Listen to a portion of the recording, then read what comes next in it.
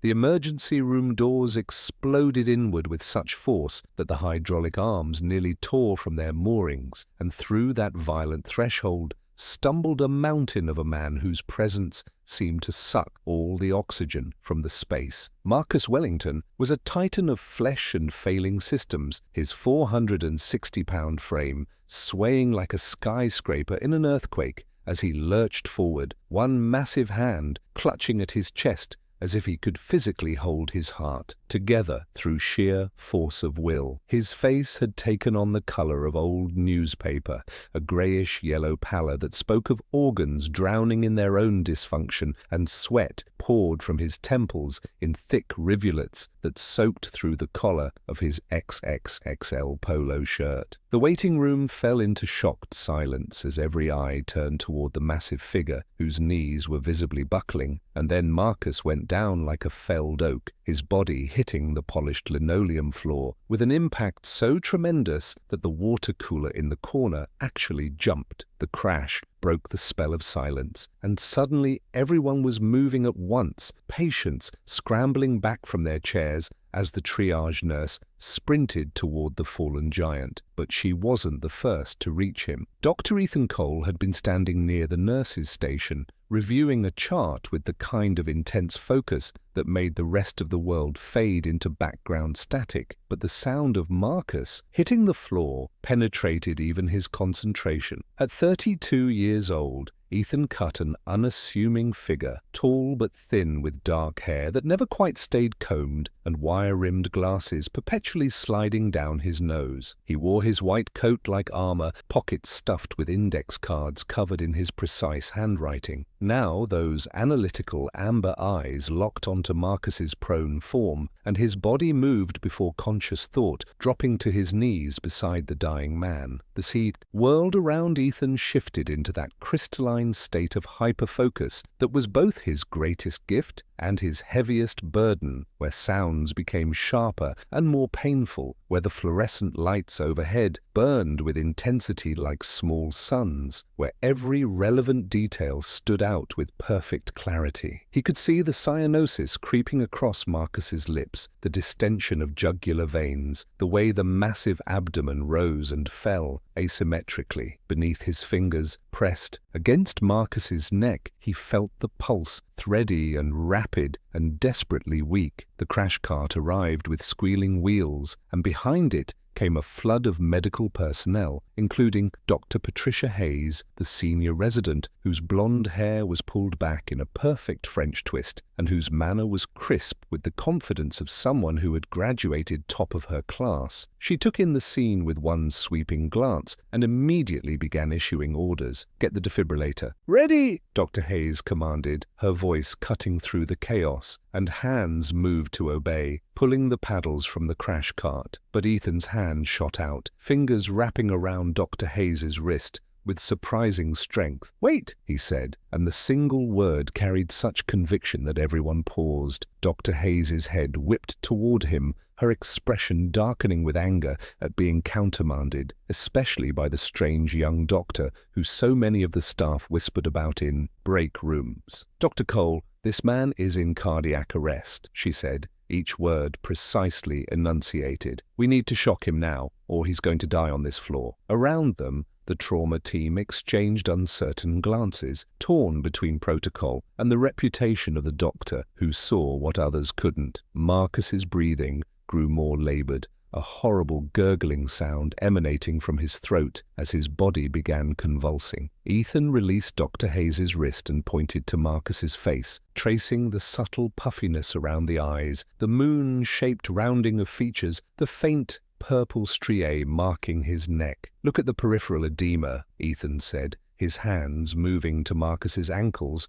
to reveal swelling so severe the skin looked ready to split. Look at the moon faces, the central obesity distribution, the striae. 3 weeks ago, this patient came to the clinic for a routine checkup. I was his examining physician. The words hung in the air, and several people shifted uncomfortably because they remembered that appointment, remembered the complaints about the weird autistic doctor who had upset a patient. He presented with hypertension, hyperglycemia, unexplained weight gain, muscle weakness, and psychiatric symptoms. I recommended comprehensive endocrine testing to rule out Cushing's syndrome. He refused. The last 2 words fell like stones, and Dr. Hayes's expression shifted from anger to uncertainty. "You think this is acute adrenal crisis?" she asked. Ethan shook his head, already moving to the crash cart. "This is acute adrenal crisis secondary to a cortisol-secreting tumor. The chronic hypercortisolism has caused severe cardiomyopathy. If we shock him without addressing the underlying metabolic storm, will cause fatal arrhythmias. His heart can't handle the electrical load." The explanation was delivered in Ethan's characteristic flat affect, but the logic was devastatingly sound. Dr. Hayes found herself nodding. "What do you need?" Ethan was already in motion. "Hydrocortisone, 100 milligrams IV push immediately, dexamethasone, 8 milligrams IV, vasopressors on standby, and someone get me a portable ultrasound now." The orders came rapid fire, and the team moved to execute them. Sarah, a young nurse who had always been kind to Ethan, sprinted toward imaging. The ultrasound arrived, and Ethan's hands moved across Marcus's massive abdomen, the probe gliding as images flickered across the screen. His eyes narrowed, processing visual information with intensity that made the harsh fluorescent lights feel like physical pain. There, on the left side, sat the source of all Marcus's suffering, a mass on the adrenal gland, roughly 4 centimeters in diameter, its presence explaining every symptom Marcus had dismissed. Adrenal adenoma. "Likely cortisol secreting," Ethan said quietly, angling the screen so others could see. "This has been driving his hypertension, weight gain, metabolic syndrome. Now he's in multi-organ failure." The room fell silent, except for Marcus's labored breathing, which was already beginning to improve as Ethan's medications took effect. Dr. Hayes leaned forward, studying the screen, and in her face, Ethan could see the recognition that she had missed this diagnosis, that she had dismissed his concerns. "How did you know?" she asked, barely above a whisper. Ethan's hands continued their work, monitoring vital signs, adjusting dosages. "I remembered," he said simply, as if that explained everything. And in a way it did, because remembering was what Ethan did, storing away every detail of every patient interaction, cross-referencing until the diagnosis emerged with crystalline clarity. The transfer to the intensive care unit required specialized equipment for bariatric patients. Marcus's massive body carefully shifted to a reinforced gurney that groaned under his weight. Ethan followed like a silent shadow, his presence no longer questioned by the trauma team who had witnessed his diagnostic genius, though he could still feel their stares, hear their whispered conversations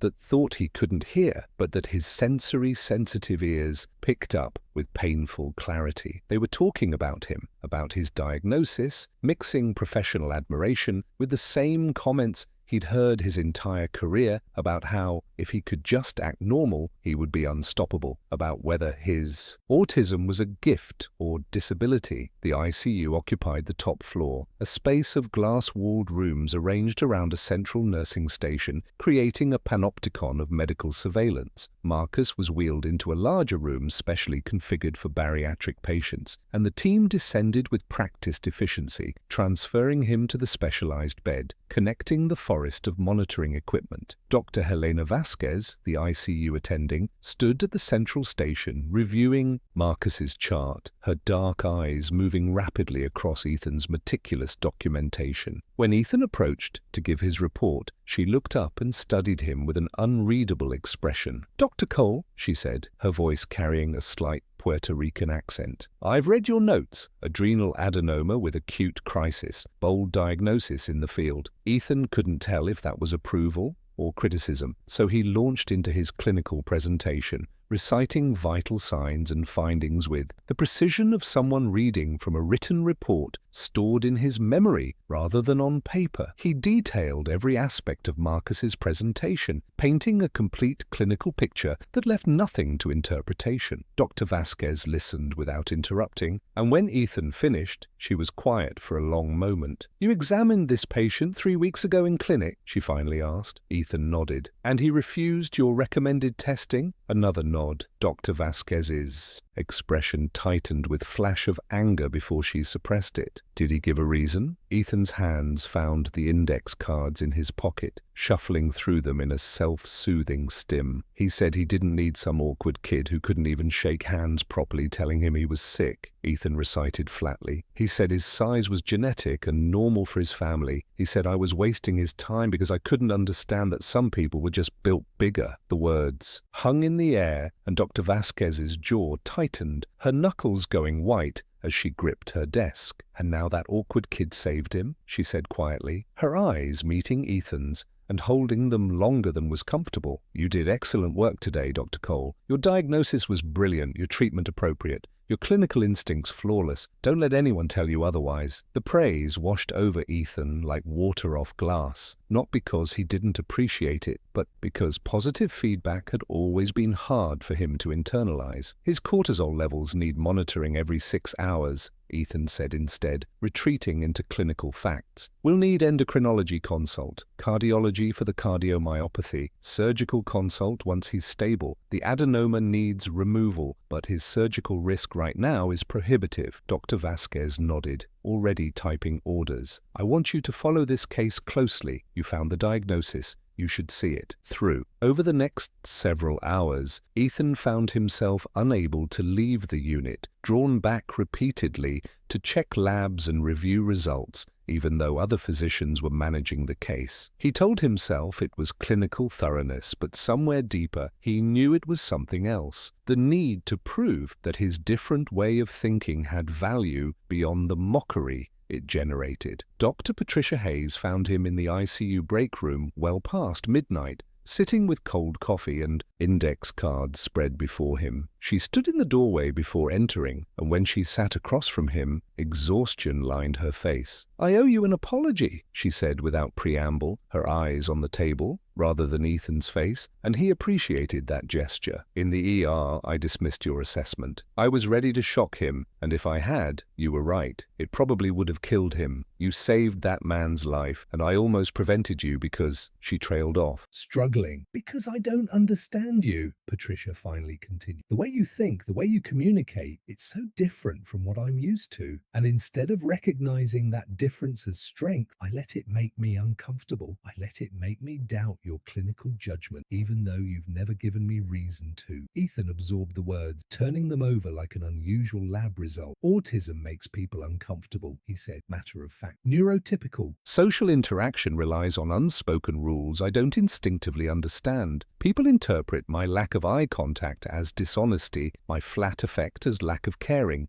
my directness as rudeness. It's not personal, it's neurology." Patricia looked up, her eyes finding his face, if not quite his eyes. "But it cost you. Marcus refused testing because of how you communicated. How many other patients have refused to listen because they couldn't see past your manner?" It was a question Ethan had asked himself countless times. "I don't know," he answered honestly, "but I can't change how my brain works. I can mask, perform neurotypical behavior, but it's exhausting and unsustainable. So I do my job the best way I know how, and hope my clinical skills eventually speak louder than my social deficits." Patricia nodded slowly, something shifting in her expression. "For what it's worth, I'm listening now, and I'll make sure others listen too. Your clinical skills don't just speak louder, Dr. Cole. They're extraordinary. We'd be fools not to learn from them." She stood to leave, pausing at the door. "Get some rest. Something tells me Marcus Wellington is going to need you again before this is over." After she left, Ethan remained alone with his coffee and cards and the weight of a day that had demanded everything his unique neurology had to give. Through the window, he could see Marcus's room, the massive form fighting for life. Somewhere in that broken body was the man who had laughed at his autism, who had dismissed his concerns. And yet Ethan had saved him anyway,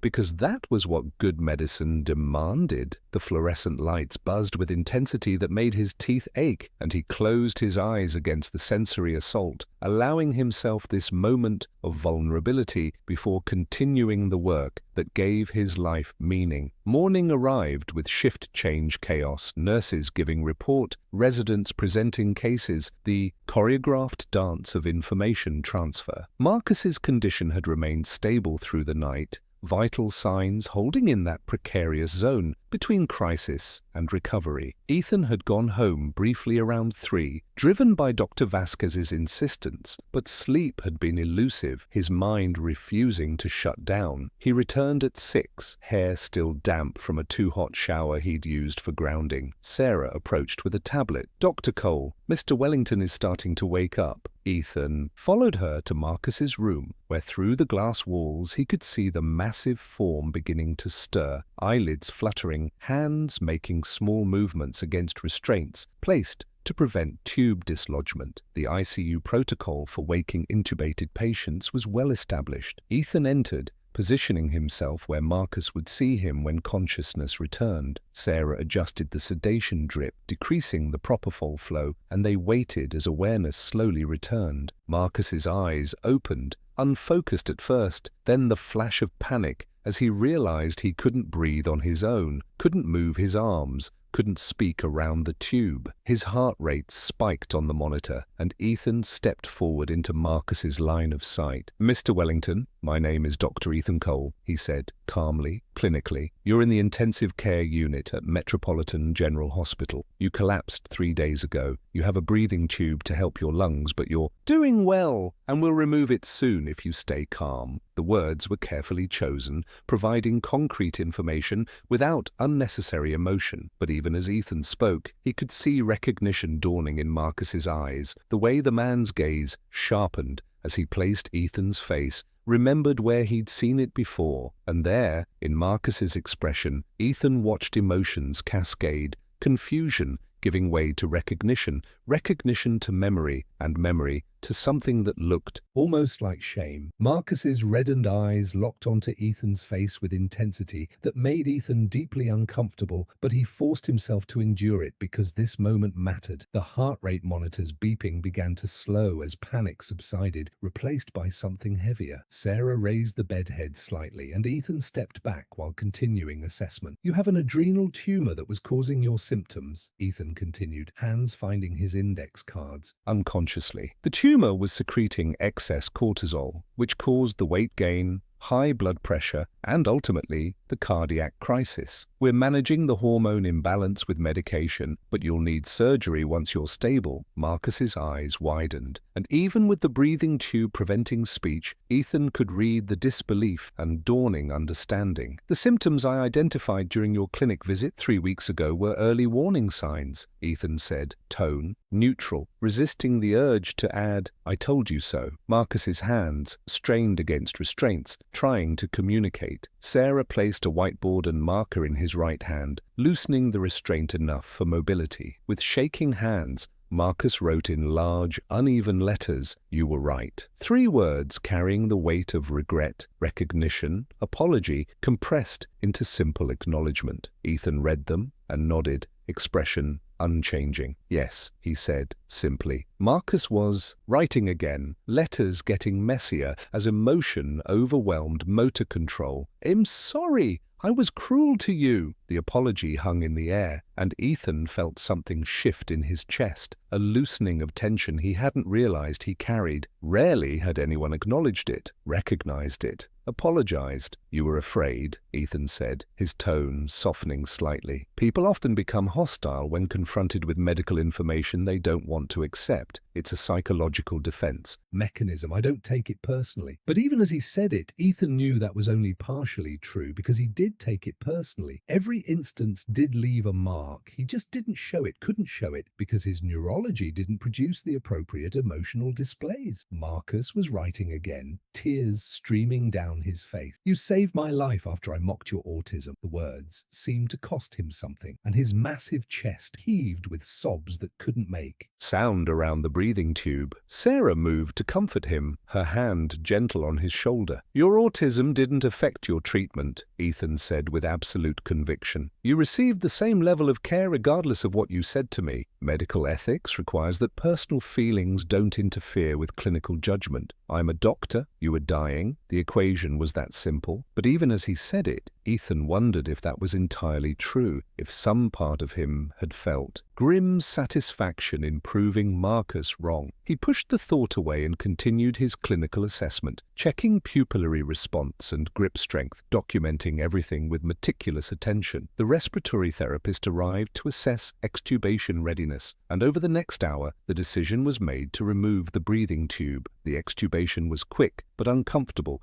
Marcus gagging and coughing as the tube was pulled free. Sarah brought ice chips while he adjusted to breathing independently. When Marcus could finally speak, his first words were directed at Ethan, who had remained throughout. Dr. Cole, Marcus rasped, voice barely recognizable. Can we talk? Ethan looked up from his tablet. We are talking, he said, with literal interpretation. Marcus's lips twitched in what might have been amusement. I mean, really talk about what I said to you, about what you did for me, about... He trailed off. Ethan saved him the trouble by pulling up a chair with characteristic abruptness. You're curious about autism, Ethan stated, reading Marcus's intention. You want to understand why someone you mocked would save your life. You're experiencing cognitive dissonance between your prejudices and your current situation. Marcus blinked, surprised by the blunt assessment, then laughed painfully. Jesus, you don't pull punches, do you? Ethan tilted his head, confused by the boxing metaphor, until his brain translated it. Indirect. Communication is inefficient, he said, with a small shrug. If you want to know something, it's more productive to address it directly. So yes, I'm autistic. No, it doesn't make me less capable as a physician. In fact, my autism is probably why I caught your diagnosis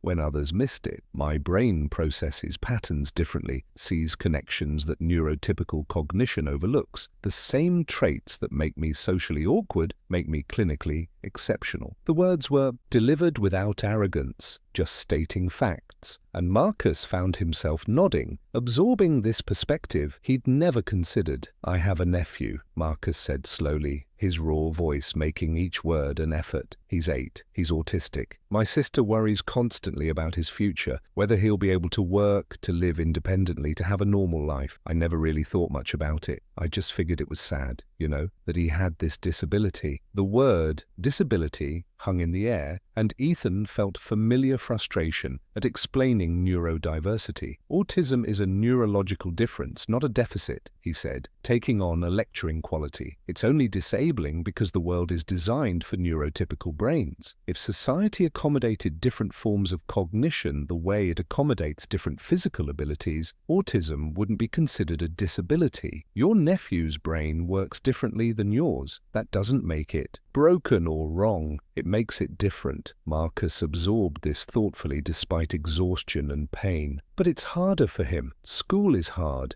Making friends is hard. Everything seems harder than for other kids. Ethan nodded, acknowledging the truth while adding complexity. Yes, navigating a neurotypical world is exhausting when your brain works differently. I spend enormous energy masking, trying to perform behaviors that come naturally to neurotypical people, but that I have to consciously think about. Eye contact feels physically painful. Fluorescent lights and background noise can be overwhelming to the point of dysfunction. Social cues everyone else seems to understand instinctively are a foreign language I've had to study like an anthropologist. He paused, fingers finding his index cards. But my different neurology also gives me abilities that neurotypical people don't have: photographic memory, pattern recognition, ability to hyperfocus for hours. I can visualize three-dimensional anatomy in my mind. I recall every detail of every patient I've treated. I see diagnostic possibilities others miss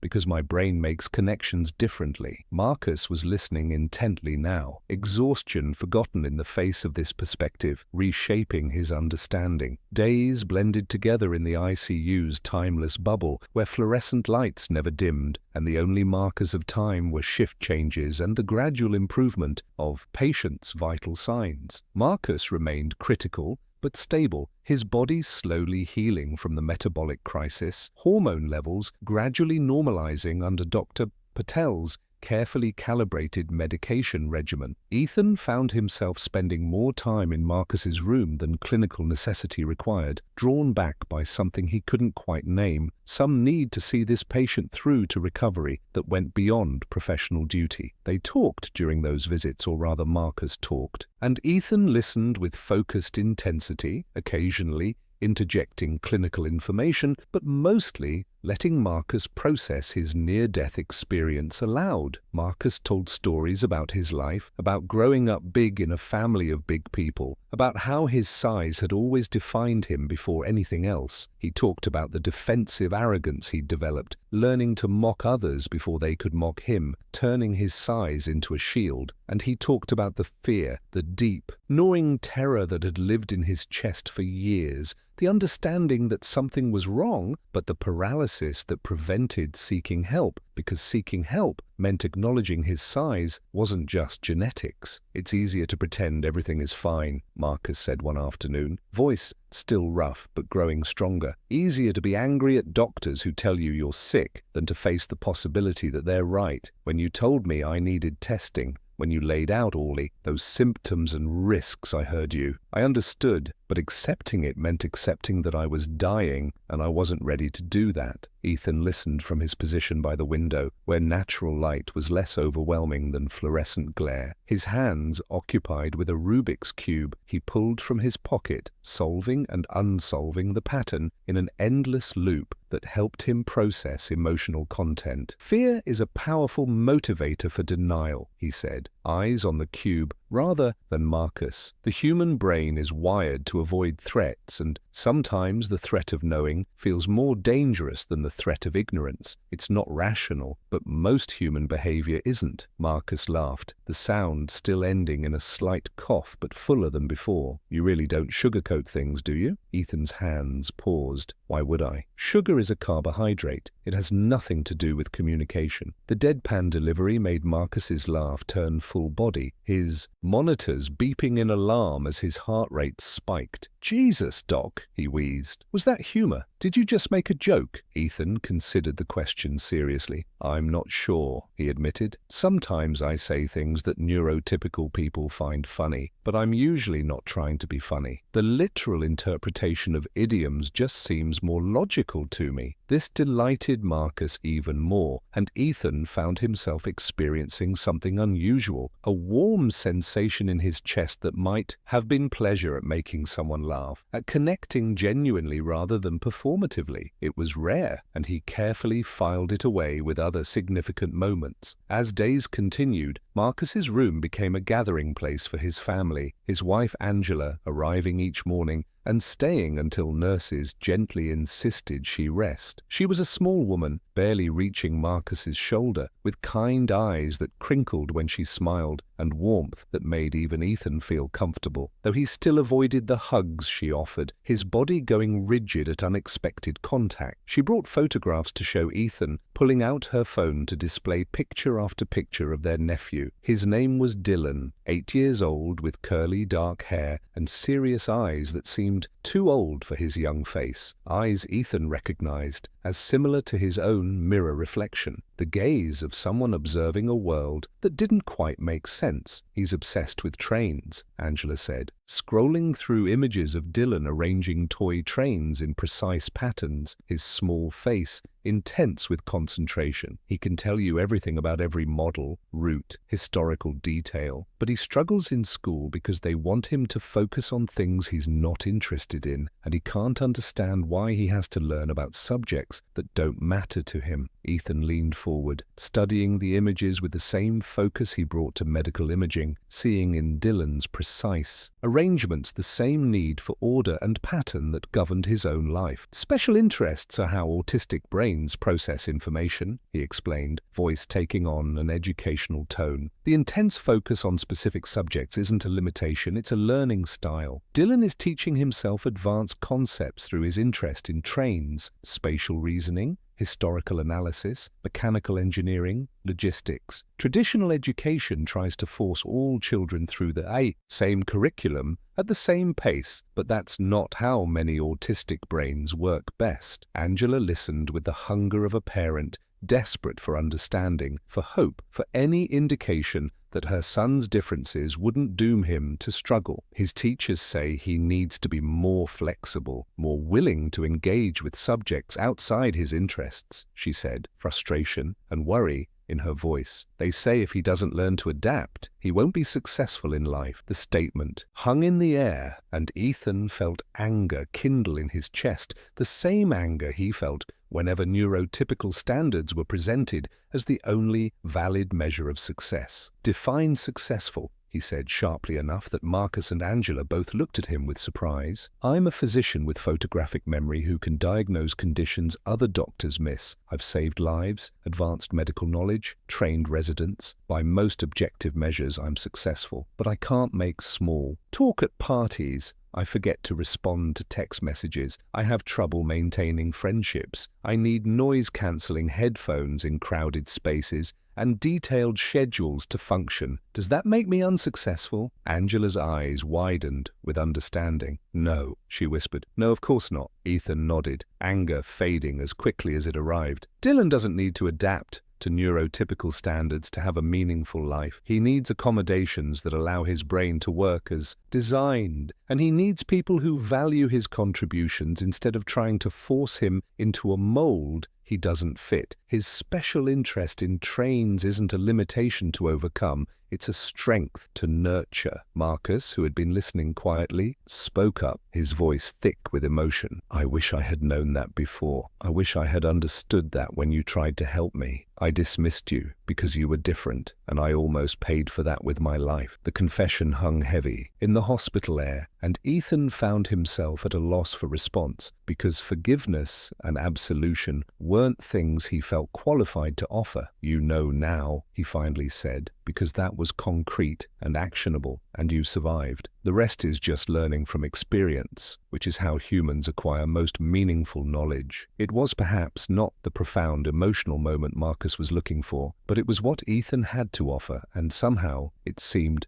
to be enough. Marcus nodded and smiled, a weary, grateful expression that communicated more than words. Angela asked if she could bring Dylan to meet Ethan, and the request made Ethan's immediate instinct recoil, because interacting with children was always complicated, their emotional volatility and unpredictability challenging for his rigid need for structure. But he found himself saying yes anyway, agreeing to meet this 8-year-old boy whose brain worked like his, whose future was a question mark that maybe Ethan could help reshape into something more hopeful. The meeting was arranged for Saturday in the hospital cafeteria, a neutral space less intimidating than the ICU. Ethan arrived exactly on time because he was always exactly on time, his internal clock calibrated to precision. Angela brought Dylan, the boy smaller than he'd appeared in photographs, slight and drowning in a t-shirt decorated with detailed steam locomotives, his dark curls slightly messy, his serious eyes immediately fixing on Ethan with intensity that most adults found unsettling, but that Ethan recognized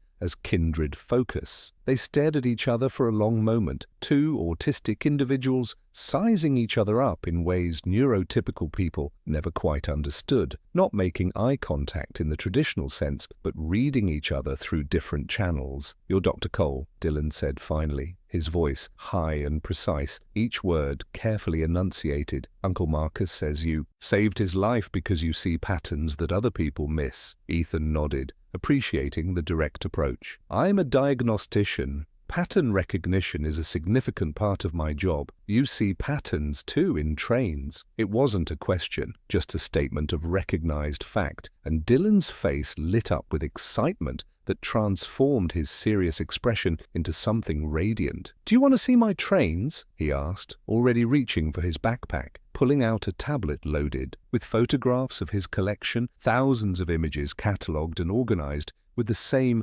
meticulous attention Ethan applied to his medical index cards. For the next 45 minutes, Ethan and Dylan sat side by side, heads bent over the tablet, as Dylan explained the history and specifications of each model, his voice gaining confidence as he spoke about his special interest, words flowing in long, complex sentences that demonstrated advanced vocabulary and deep knowledge exceeding typical 8-year-old capacity. Ethan listened with genuine interest, asking questions that showed he was paying attention, drawing parallels between Dylan's trained knowledge and medical diagnostics that made the boy's eyes widen with understanding. "It's all systems," Dylan said suddenly, looking up with an expression of revelation. "Trains are systems of mechanics and logistics, and human bodies are systems of biology and chemistry.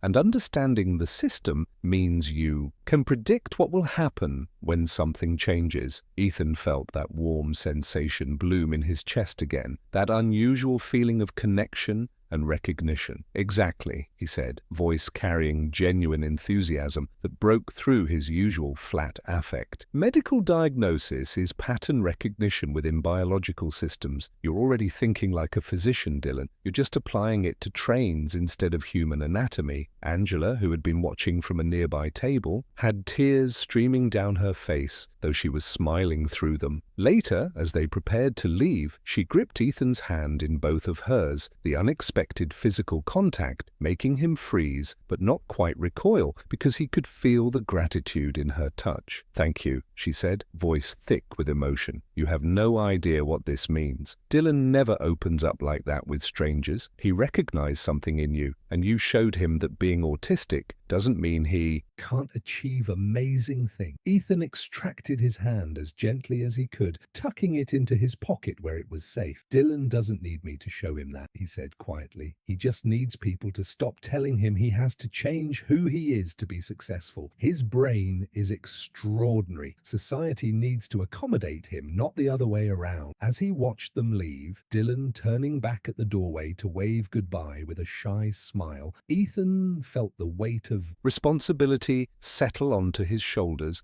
the understanding that he had become something he hadn't intended, a symbol, a representation of what autistic people could achieve, a beacon of hope for parents terrified of their children's futures. It was a role he hadn't asked for and wasn't entirely comfortable with, but as he returned to the ICU to check on Marcus's latest lab results, he found himself accepting it anyway, because if his success could make Dylan's path even slightly easier, if his visibility could challenge even one person's prejudices about autism, then maybe the exhaustion of constantly existing in a world not built for his brain was worth it. 6 weeks after Marcus's initial collapse, the surgical consult came. His endocrine levels had stabilized enough and his cardiac function had improved sufficiently that the risk-benefit analysis of removing the adrenal tumor finally tipped in favor of intervention. Dr. Michael Torres, the chief of surgical oncology, called a multidisciplinary meeting to discuss the approach. The conference room was packed when Ethan arrived exactly 3 minutes before the scheduled start time. He took a seat near the back, away from the door where people traffic would be distracting, positioning himself with a view of the presentation screen that didn't require looking directly at other attendees' faces. The fluorescent lights were particularly aggressive in this space, and he pulled out slightly tinted glasses from his white coat pocket, donning them to take the edge off the sensory assault. Dr. Torres began his presentation with Marcus's imaging studies, the CT scans, showing the adrenal mass in stark contrast. He walked through the surgical approach, laparoscopic adrenalectomy with conversion to open procedure if necessary. Dr. Linda Chen, the anesthesiologist, presented next, her concerns about maintaining Marcus's airway during surgery given his weight and cardiovascular instability. She outlined a plan for careful medication management and intensive monitoring. When all specialties had presented, Dr. Torres opened the floor to discussion, and when there was a pause, Ethan raised his hand with slightly awkward gesture. Dr. Torres acknowledged him, and every face turned toward Ethan, the attention making his skin crawl but not deterring him. "Has anyone considered the risk of undiagnosed sleep apnea?" Ethan asked, his voice flat and clinical. Obstructive sleep apnea is present in approximately 77% of patients with BMI over 40, and it significantly increases anesthetic complications, including difficult intubation and post-operative respiratory failure. Mr. Wellington presents multiple risk factors including neck circumference greater than 17 inches, Mallampati Class 3 airway, and documented snoring per his wife's report. The room went quiet as people processed this information. Dr. Chen leaned forward with renewed interest, her expression shifting from cautious confidence to concern. "Do we have sleep study data?" she asked. "No," Dr. Torres answered after checking his tablet. "It wasn't ordered during the initial workup. We were focused on the endocrine and cardiac issues." Ethan nodded, having expected this response. "I recommend urgent sleep study before proceeding with surgery. If Mr. Wellington has severe sleep apnea, which his clinical presentation suggests, then intubation will be significantly more complicated and post-operative extubation becomes high risk. We need to know what we're dealing with and plan accordingly." There was a moment of resistance, doctors weighing delay against urgency, but ultimately clinical prudence won, and Dr. Torres nodded agreement. "Dr. Cole is right. We schedule the sleep study immediately, adjust our surgical timeline based on results. Better to delay a few days than lose the patient on the table due to airway complications we could have anticipated." As people filed out after the meeting concluded, Dr. Patricia Hayes made her way to where Ethan sat, still wearing his noise-cancelling headphones and tinted glasses. She waited until he noticed her and looked up. "That was an excellent catch," Patricia said with genuine admiration. "I completely missed the sleep apnea risk. How did you think of it?" Ethan removed his headphones, wincing slightly at the sudden return of ambient noise. "Pattern recognition," he said with a small shrug. "Mr. Wellington's body habitus, neck measurements, wife's report of snoring, all fit the clinical profile for severe obstructive sleep apnea. The literature shows clear correlation between untreated OSA and perioperative complications. It's just connecting data points." Patricia shook her head with wonder. "You make it sound simple, but most of us missed it entirely. You're really extraordinary at this. I hope you know that." The compliment washed over Ethan with the same discomfort it always did. "I just process patterns differently," he said, deflecting back to clinical discussion. "Autism gives me advantages in certain cognitive domains. Medical diagnosis happens to be one of them." The sleep study confirmed everything Ethan had suspected: severe obstructive sleep apnea with an apnea-hypopnea index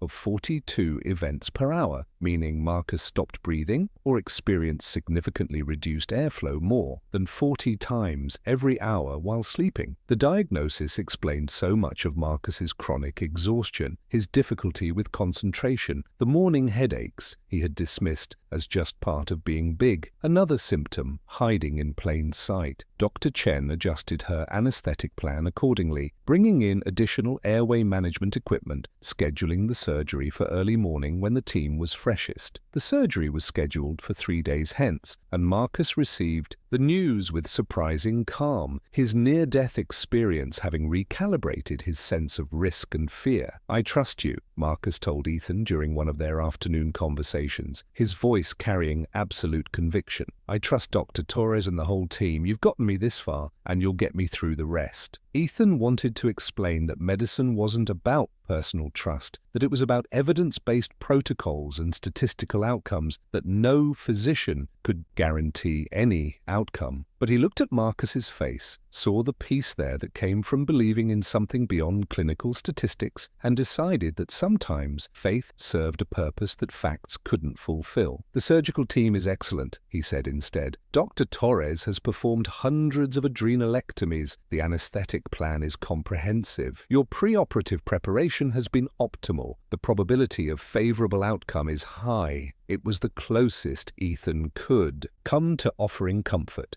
translating emotional reassurance into clinical probabilities, and Marcus seemed to understand. "You're going to be there, right?" Marcus asked. "During the surgery, in case something comes up that you'd catch and others might miss?" The request surprised Ethan because he wasn't a surgeon, had no official role in the operating room for this procedure, but he found himself nodding anyway. "I'll be there," he promised, one of the few promises he made without qualification. The day of surgery arrived. The operating room observation gallery was empty when Ethan arrived at 6:30, 30 minutes before the scheduled start. He claimed a seat in the front row, positioning himself for optimal visual access, and pulled out his tablet to review Marcus's case one final time. Below, in the operating room itself, the surgical team was already moving through their pre-procedure checklist. Nurses arranging instruments, the anesthesia team setting up monitoring equipment, Dr. Torres scrubbing at the visible sink. At 6:50, the doors opened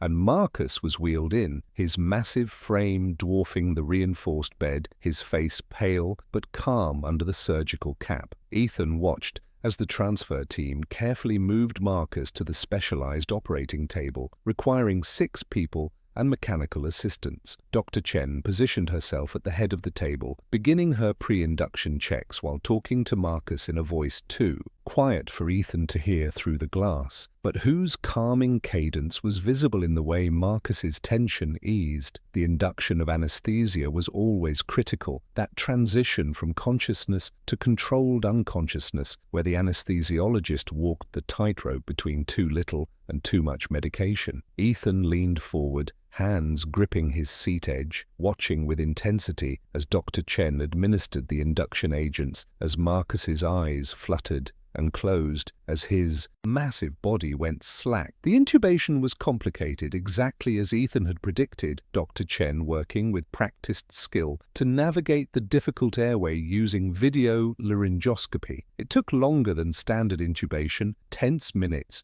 where Ethan's pattern recognition brain catalogued every detail, every subtle change in oxygen saturation, every adjustment Dr. Chen made, but eventually the endotracheal tube was placed and secured, mechanical ventilation took over, and the crisis moment passed. Other observers began filtering into the gallery as the surgery officially began. Medical students, residents, a few attending physicians. They nodded to Ethan or ignored him entirely, and Ethan acknowledged none of them, his entire focus locked on the surgical field below. Dr. Torres began with a laparoscopic approach, making small incisions and inserting the long instruments and camera. The video feed from the laparoscopic camera was displayed on large monitors, visible in both the operating room and observation gallery. Ethan watched the internal landscape of Marcus's body appear on screen, organs and tissue, and hidden anatomy rendered in high definition. The surgery proceeded with meticulous care, Dr. Torres navigating through adipose tissue layers to reach the retroperitoneal space where the adrenal gland sat perched on the kidneys. The dissection was delicate work,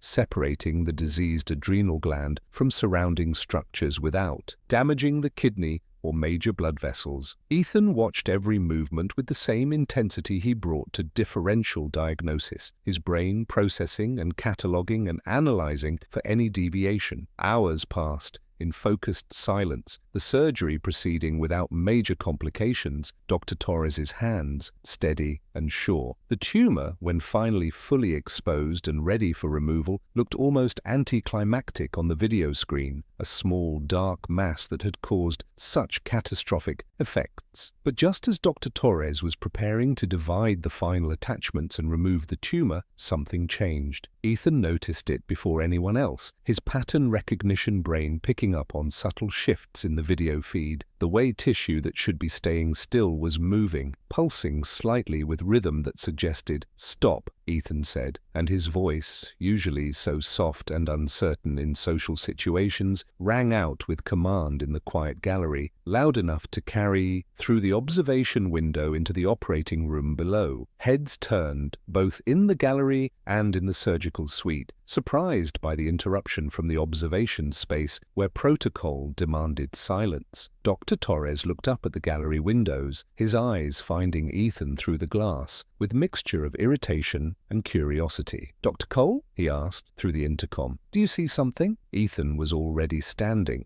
moving to the window, his finger pointing at the monitor displaying the laparoscopic feed. "The tissue near the tumor is pulsing. That's not normal breathing motion. There's an aberrant blood vessel, probably an accessory renal artery variant. If you divide the attachment you're currently targeting, you'll sever the vessel and cause massive hemorrhage." The room below went still, everyone's attention shifting to the monitor, and after a moment of scrutiny, Dr. Torres's expression shifted from irritation to recognition. "He's right," the surgeon said quietly, his voice carrying respect mixed with relief. "There's a vessel there. It's not on the preoperative imaging, because the CT resolution wasn't fine enough to show the variant anatomy." He adjusted his approach, carefully dissecting around the aberrant vessel, ligating it properly before dividing it, preventing the hemorrhage that would have complicated the surgery and potentially endangered Marcus's life. The tumor was removed successfully, placed in a specimen container for pathology, and Dr. Torres began the careful work of closure. In the observation gallery, other physicians were looking at Ethan with expressions ranging from amazement to disbelief to professional admiration. Dr. Patricia Hayes, who had arrived partway through, made her way to where Ethan stood. "That was incredible," she said quietly. "How did you see that?" "I was watching the same screen and saw nothing unusual until you pointed it out." Ethan shrugged, uncomfortable with attention. "Pattern recognition." The motion pattern was inconsistent with respiratory artifact. It suggested vascular pulsation. Given the anatomical location and frequency of variant renal vasculature, an accessory artery was the most probable explanation. He made it sound simple, logical, inevitable, but Patricia shook her head with wonder. "Most of us don't process visual information that quickly or precisely. We see what we expect to see, our brains filtering out details that don't match predictions. You see what's actually there without the filtering. That's extraordinary, Dr. Cole." Ethan didn't know how to respond, didn't know how to explain that seeing everything, processing every detail without neurotypical filtering was both gift and curse. So he said nothing, just nodded slightly and returned his attention to the surgical field, where Dr. Torres was completing his work. Marcus's surgery was complete, the tumor that had nearly killed him now removed and being sent for analysis. The recovery would be long and complicated, but he had survived the highest risk moment, had made it through surgery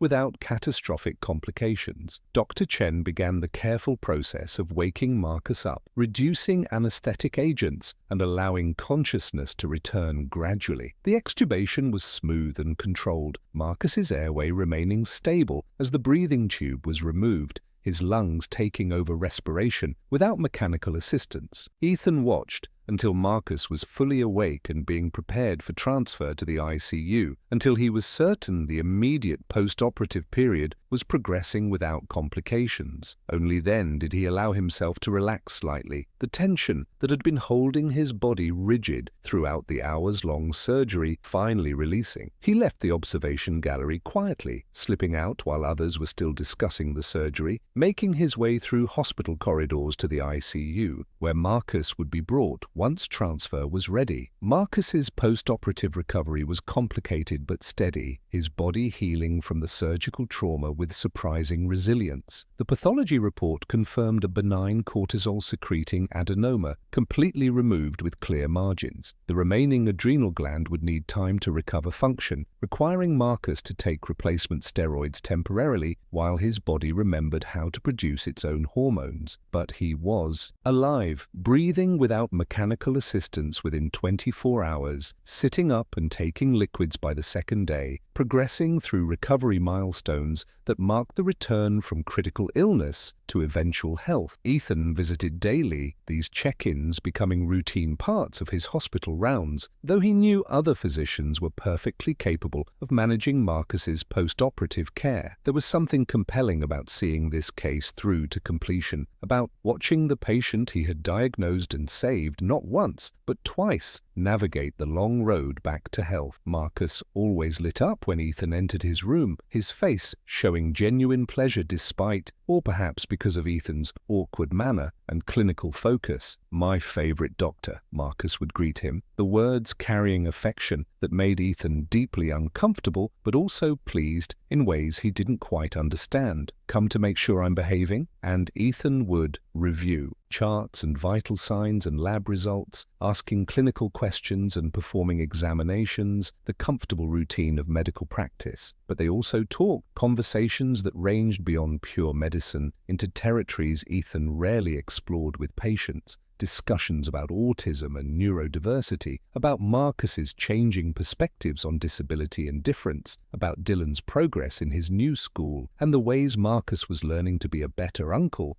by understanding rather than trying to fix or change. 3 weeks after surgery, Marcus was finally stable enough for discharge, his weight loss already noticeable, his face losing the moon-shaped puffiness caused by hypercortisolism. Angela cried when discharge papers were signed, tears of relief and gratitude, and she hugged every member of the medical team, including Ethan, who endured the physical contact with rigid tolerance because he understood it was important to her, even though it felt overwhelming. "Thank you," Angela said to Ethan, her hands gripping his shoulders despite his obvious discomfort. "Thank you for seeing what others missed, for saving him when he didn't deserve saving, for being patient with his ignorance and prejudice. You gave me my husband back. You gave Dylan his uncle. We can never repay that." Ethan gently extracted himself, his skin crawling with overstimulation, but he managed what he hoped was a reassuring expression. "He deserved saving. Because he's a human being with a treatable condition," Ethan said, his literal interpretation missing the emotional core, but addressing what he understood. Medical ethics don't require patients to deserve care, they just require that physicians provide it.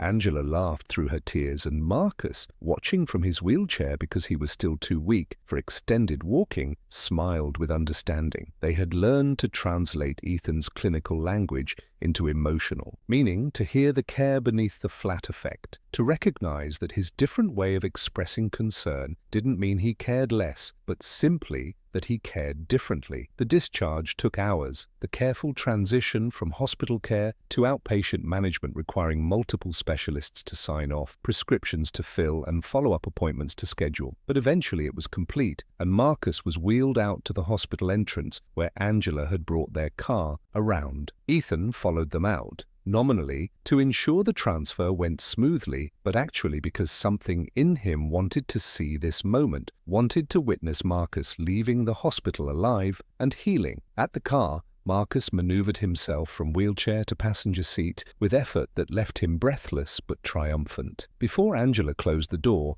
Marcus called out to Ethan, who had been standing to the side. "Dr. Cole, Ethan, come here," Marcus said, and there was something in his voice that made Ethan approach, despite his discomfort, with emotional farewells. Marcus reached out and took Ethan's hand, the grip firm despite lingering weakness, and his eyes were bright with tears he didn't hide. "I was wrong about you," Marcus said, voice thick with emotion. "Wrong about autism, wrong about what makes a good doctor, wrong about who deserves respect. You saved my life twice, but more than that, you changed my life. You taught me to see differently, to value different ways of thinking and being. You gave me a future I almost threw away, and I will spend the rest of that future making sure people understand what you taught me, that neurodiversity isn't a deficit, it's a gift to the world." The words washed over Ethan like a wave he didn't know how to navigate. Praise and emotion and gratitude mixed into something overwhelming that made his chest tight and his eyes sting with tears he didn't entirely understand. "You're welcome." He managed the inadequate response all he could formulate. "Continue taking your medications as prescribed. Follow up with endocrinology in 2 weeks. Call if you experience any concerning symptoms." The return to clinical facts was refuge and deflection. But Marcus seemed to understand, seemed to recognize that Ethan was giving what he could in the way he could, and that was enough. Ethan stood in the hospital parking lot and watched them drive away. Marcus's hand raised in a wave through the passenger window, and felt something shift in his understanding of what his medical practice meant, what impact he had beyond pure clinical outcomes. He had changed a life not just by saving it, but by existing as he was, by showing Marcus and Angela and Dylan that autism wasn't something to fear or pity, but simply a different way of being human, valuable and valid and worthy of respect. 5 years after Marcus Wellington nearly died in the emergency room, Ethan received an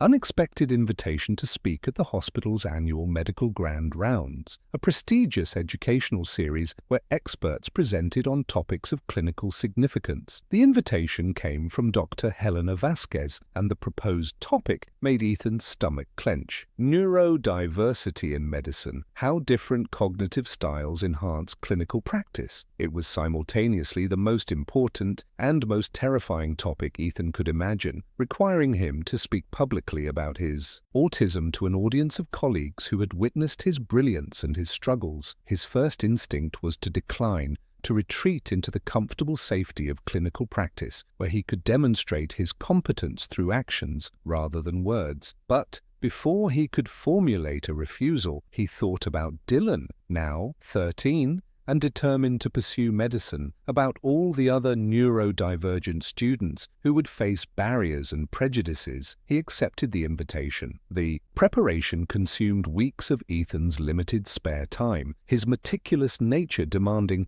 that every slide be perfect, every piece of data verified, every argument structured with logical precision. He consulted research literature on autism and medical practice, on cognitive diversity and its impacts on clinical reasoning, on barriers neurodivergent physicians faced, and unique contributions they made. He included Marcus's case as a central example. With permission obtained through carefully worded emails, Marcus had not only agreed, but had offered to attend the presentation, to speak from the patient perspective about what it meant to have his life saved by a doctor whose different way of thinking made the critical difference. The day of the presentation arrived with all the anxiety Ethan had anticipated, and more, his nervous system ramped up to uncomfortable heights by the prospect of standing before hundreds of colleagues and speaking about his own neurology. He arrived at the auditorium an hour early, needing time to acclimate to the space, to check audiovisual equipment, to walk through his slides in the empty room and practice delivery cadence. Dr. Patricia Hayes found him there, pacing the stage with his index cards, muttering his presentation to himself in monotone. "You're going to do great," Patricia said with certainty. "This presentation is important, and you're exactly the right person to give it." Ethan's hands shuffled his cards faster, the nervous stim increasing. What if I can't read the audience? What if they ask questions and I don't understand what they're really asking? What if I miss social cues and say something offensive? Patricia moved closer, her expression understanding. "Then you'll do what you always do. You'll be honest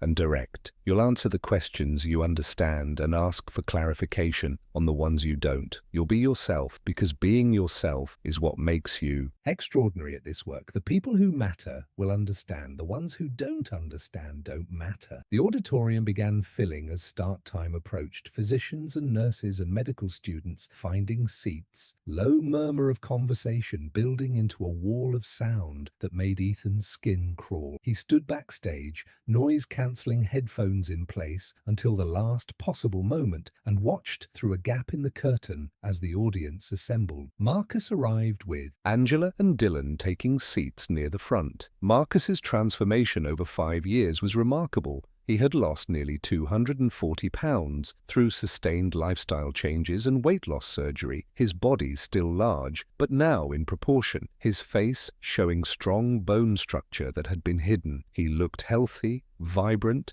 alive in ways that would have seemed impossible during those desperate ICU days. Dr. Vasquez took the stage to introduce the presentation, her voice carrying authority and warmth as she spoke about the importance of diversity in medical thinking. She mentioned Ethan's diagnostic record, lives saved through his pattern recognition abilities, the way his different neurology had led to breakthrough insights. And then she called Ethan to the stage, and his heart hammered as he removed his headphones and walked into the harsh stage lights. He stood at the podium, hands gripping the edges to keep them still, and looked out at the sea of faces. For a moment, the anxiety was paralyzing. Every neurotypical expertise about eye contact and vocal modulation and engaging body language pressing down with crushing force. But then he saw Dylan, 13 years old and sitting between his parents, looking at Ethan with an expression of hope and admiration, and suddenly the stakes clarified. This wasn't about Ethan's comfort. This was about making Dylan's future path easier,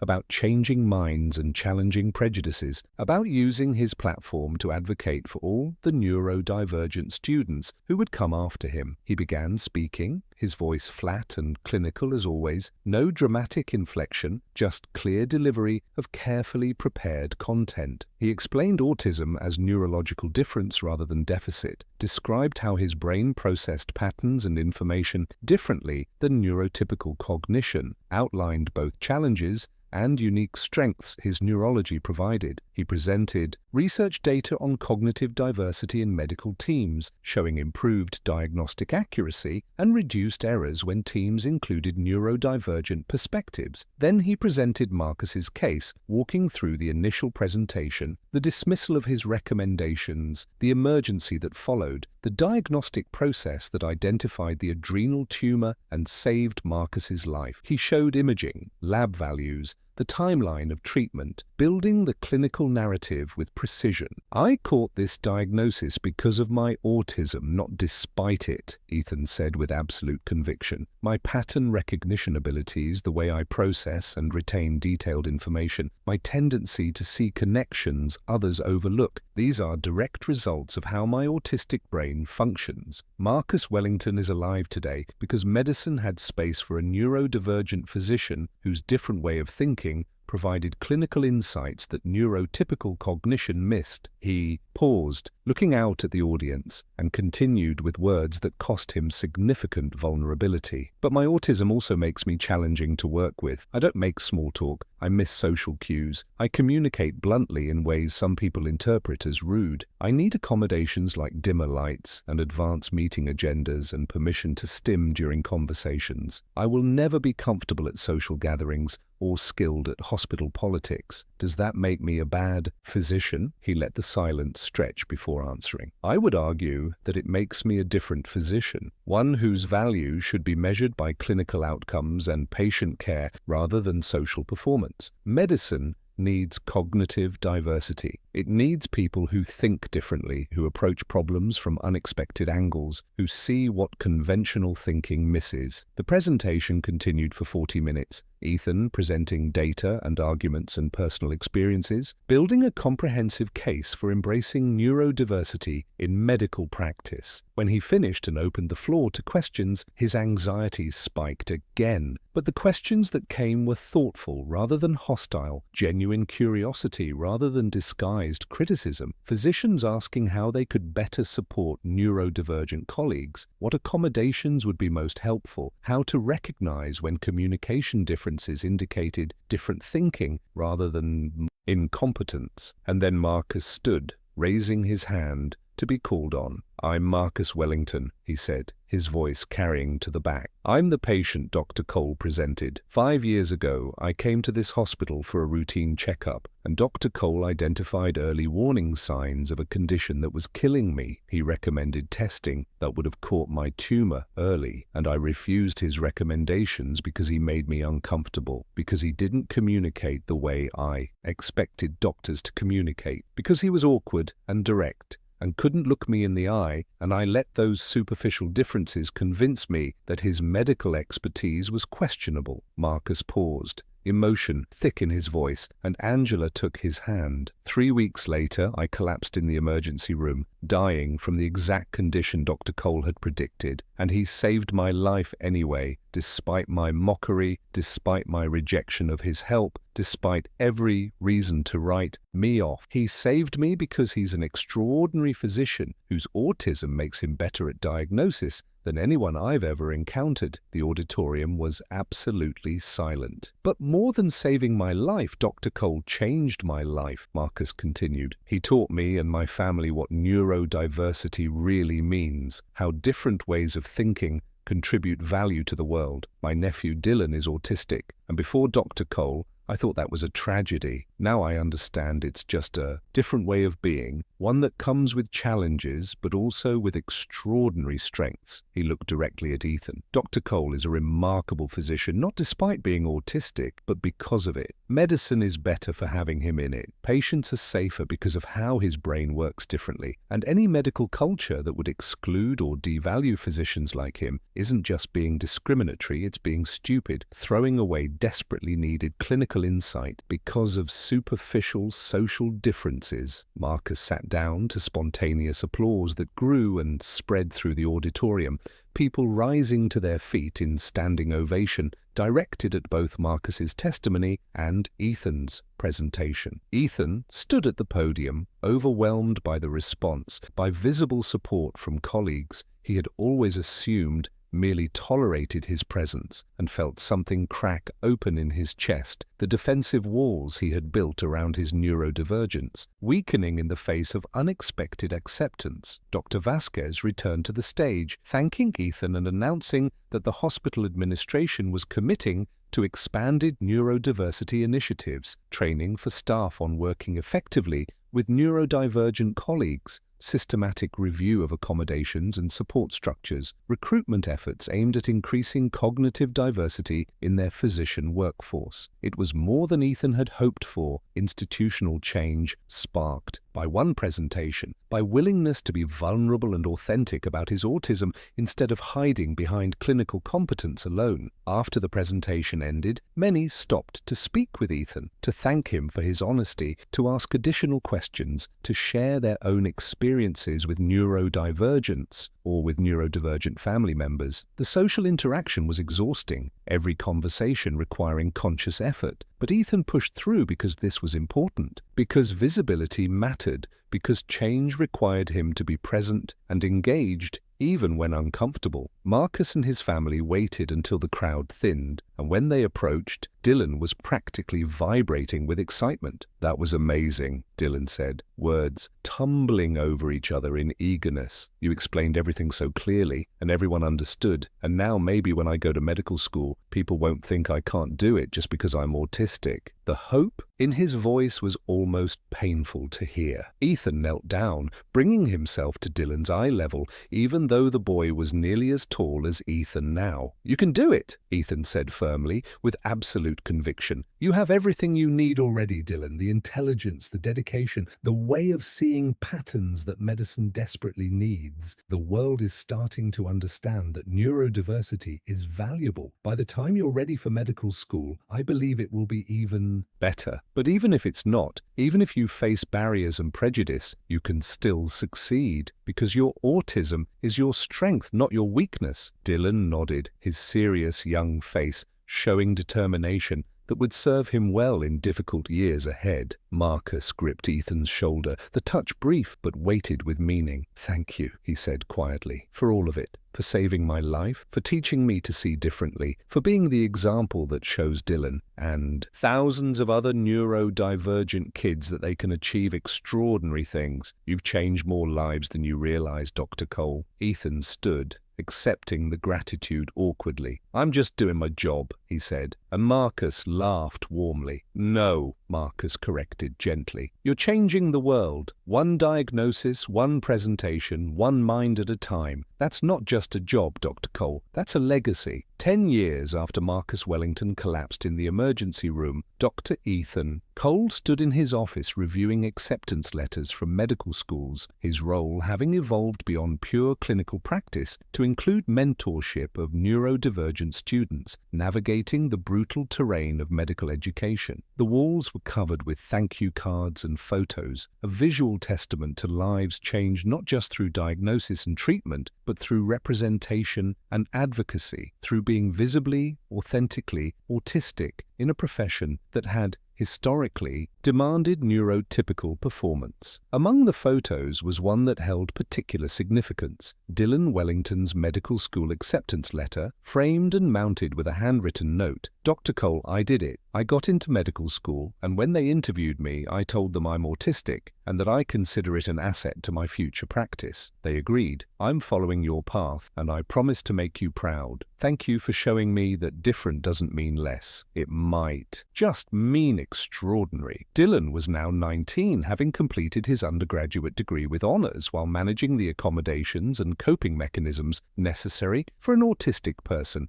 in academic environments not designed for his neurology. He had shadowed Ethan during summer breaks, observing diagnostic reasoning and patient interactions, learning not just clinical medicine, but how to navigate medical practice as an openly neurodivergent physician. Marcus remained a constant presence in Ethan's life, their friendship having deepened over the years into something that transcended the typical doctor-patient relationship. Marcus had become a prominent advocate for neurodiversity, speaking at medical schools and conferences, sharing his story about the autistic doctor who saved his life and changed his worldview. His weight remained stable, his health transformed from the catastrophic crisis of a decade ago, his life a testament to both medical intervention and personal transformation. On this particular afternoon, Marcus arrived at Ethan's office with news that brought both pride and complexity. "Dylan wants to specialize in diagnostic medicine,"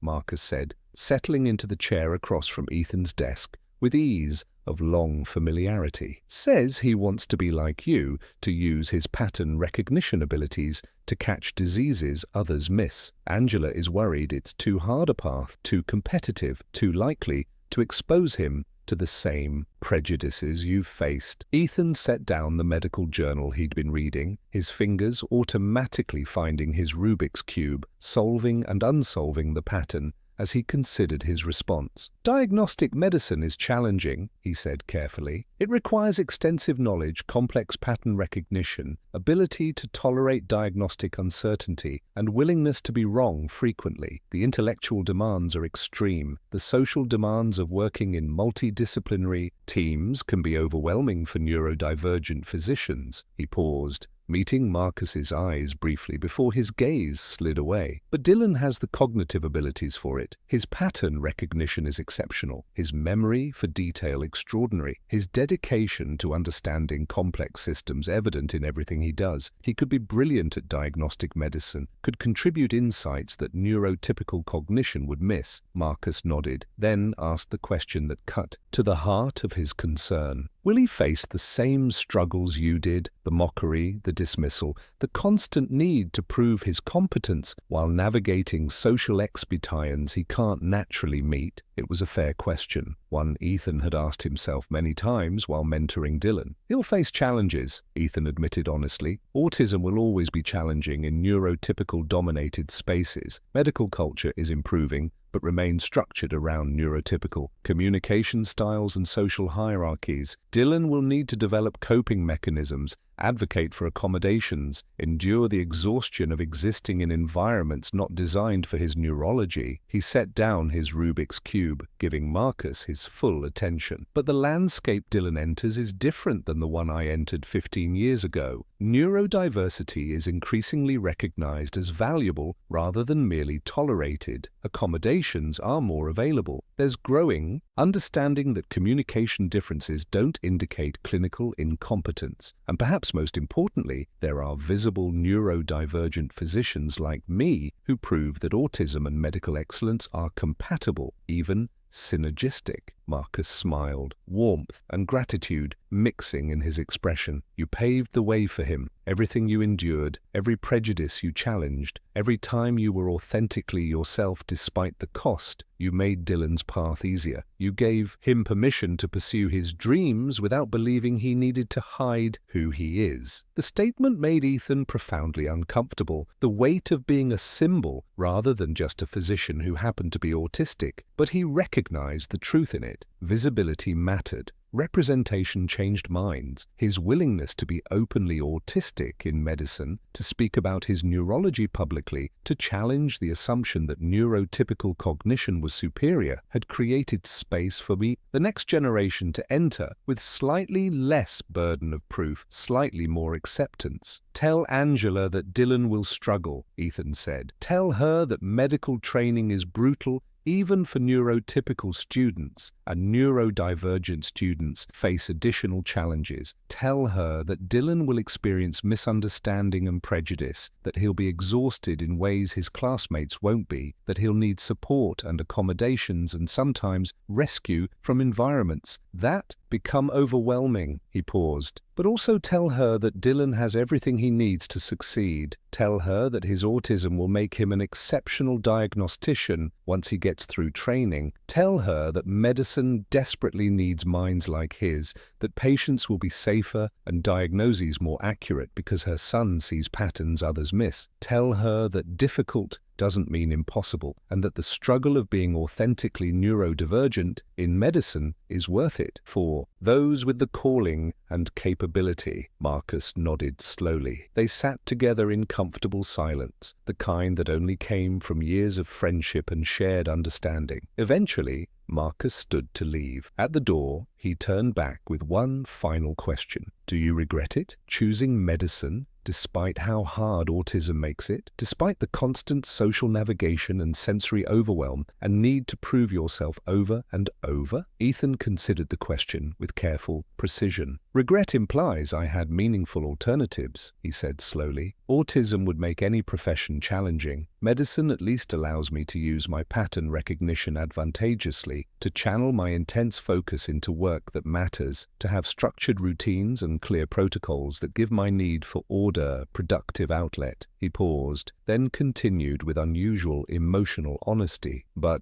beyond practical considerations, medicine gives me purpose. Every diagnosis I catch that others miss, every patient I save through seeing patterns invisible to neurotypical cognition, every neurodivergent student I mentor who enters the field confident in their abilities, these justify the struggle. I change lives not despite being autistic, but because of it. That feels meaningful in ways that transcend personal comfort. Marcus's eyes were bright with emotion, and he smiled even as he wiped away tears. That's what I'll tell Angela, that Dylan can have a meaningful life and career being authentically himself, just like you do. Thank you, Ethan, for everything. After Marcus left, Ethan remained in his office, the acceptance letters on his desk representing futures he had helped make possible. His phone buzzed with a text message. Dr. Patricia Hayes inviting him to speak at another grand rounds, this time about advanced diagnostic reasoning rather than autism, recognition that his value extended beyond being a diversity symbol to genuine clinical expertise worth sharing. The emergency department paged him about a complex case, a patient presenting with constellation of symptoms that didn't fit standard diagnostic categories, the kind of puzzle that made Ethan's pattern recognition brain light up with focused intensity. He gathered his white coat and his index cards and his noise-cancelling headphones, the tools of his trade, both medical and adaptive, and prepared to do what he did best: see patterns invisible to others, catch diseases that conventional thinking missed, save lives through the extraordinary cognitive abilities that his autistic neurology provided. The emergency department was in its usual state of controlled chaos when Ethan arrived. Patients in various states of crisis being triaged and treated, the whole elaborate machinery of emergency medicine operating at full capacity. But in examination room 7 there was a patient who had stumped the attending physician, and that's why Ethan had been called. The patient was a 47-year-old woman presenting with fever, altered mental status, and a subtle rash on her extremities. The history didn't quite fit standard infectious disease patterns, and the initial workup had been unrevealing. Ethan entered the room, his eyes immediately cataloguing details: the pattern of the rash, the quality of the patient's breathing, the subtle asymmetry in her facial features that suggested something neurological. He began his examination. With practiced precision, his hands moving with confidence, his questions targeted and purposeful. His mind was processing every detail, cross-referencing against his encyclopedic medical knowledge, looking for the pattern that would unlock the diagnosis. Around him, the emergency department continued its organized chaos, but in this moment, in this examination room with this puzzling constellation of symptoms, Ethan's world narrowed to pure diagnostic reasoning. This was who he was. This was what he did. Different, brilliant, essential. And as the diagnosis suddenly crystallized in his mind with perfect clarity, neurosyphilis with atypical presentation, a diagnosis that would have been missed if not for his pattern recognition, he felt that familiar satisfaction of his different brain making the critical difference. He stepped out of the examination room to write orders and saw Dr. Patricia Hayes approaching with a young medical student in tow. "Dr. Cole," Patricia said warmly, "this is Jamie Chen, a first-year medical student who disclosed to me that they're autistic. I was hoping you might have time to talk with them about navigating medical education as a neurodivergent person." Ethan looked at Jamie, saw the hope and fear mixed in their expression, the same uncertainty that Dylan had carried years ago, that Ethan himself had carried throughout his training. He thought about Marcus, about Dylan now in medical school, about the presentation 5 years ago that had sparked institutional change, about the long road he had walked, being visibly, authentically autistic in a profession that hadn't always made space for minds like his. "Of course," Ethan said, and gestured toward a quieter corner of the department. "Let me finish these orders, and then we can talk." As he wrote the orders for his patient's treatment, penicillin for neurosyphilis, a diagnosis that would save the woman's life because he had seen what others missed, Ethan reflected on how much had changed since that day Marcus Wellington had collapsed in this same emergency room. The world wasn't designed for brains like his, would probably never be fully accessible or comfortable, but space had been carved out, room made for different neurologies to exist and contribute, recognition that cognitive diversity enhanced rather than detracted from medical practice. It was imperfect progress, incomplete and fragile, always at risk of backsliding, but it was progress nonetheless. Each neurodivergent physician who entered the field made the path slightly easier for those who followed. Each openly autistic doctor challenged the assumption that neurotypical cognition was the only valid way to practice medicine. Ethan finished his orders and turned toward where Jamie waited, nervous and hopeful at the beginning of their own journey through medicine. He was Dr. Ethan Cole, autistic diagnostician, mentor to neurodivergent students, advocate for cognitive diversity in medicine. He was different, had always been different, would always be different in ways that made navigating the world exhausting and complex. But different didn't mean less. It might just mean extraordinary. And as he approached Jamie to share his experience and offer guidance, Ethan allowed himself a moment of pride in who he was, neurodivergent and brilliant and genuinely valuable to the practice of medicine, exactly as he was meant to be. The legacy continued, one diagnosis, one mentorship, one changed life at a time. Somewhere, Dylan Wellington was preparing to follow this same path, made easier by Ethan's visibility. Somewhere, medical students were learning that autism and clinical excellence weren't just compatible, but synergistic. Somewhere, the culture was shifting, slowly but surely, toward recognition that different minds made medicine better. And that Ethan reflected as he began his conversation with Jamie, sharing wisdom earned through years of navigating medicine as an autistic physician. That was more than enough. That was everything. Because the world needed different minds. Medicine needed different perspectives. Patients needed physicians who saw patterns invisible to conventional thinking. And Ethan Cole, with his autism and his brilliance and his unwavering dedication to the practice of medicine, was exactly where he was supposed to be, doing exactly what he was meant to do, being exactly who he was meant to be: different, brilliant, essential, extraordinary. If this story moved you, if you believe that different minds make the world better, if you've ever felt underestimated because of who you are, please like this video and subscribe to our channel. Share in the comments. Have you or someone you love faced prejudice for being different? How do we build a world that celebrates diversity rather than demanding conformity? Thank you for watching, and always remember, different doesn't mean less. It might just mean extraordinary.